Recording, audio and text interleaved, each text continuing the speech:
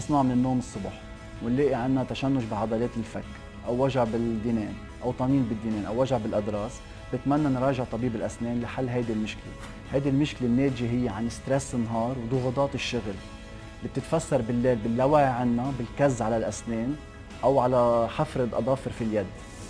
فالعلاج هو كنايه عن بوتيير او نايت جارد بيضع على المريض بفمه خلال النوم، وهيك بنتجنب انه الاسنان يدقوا ببعض او يحتكوا ببعض، وبنتجنب كمان الضغط على المفاصل.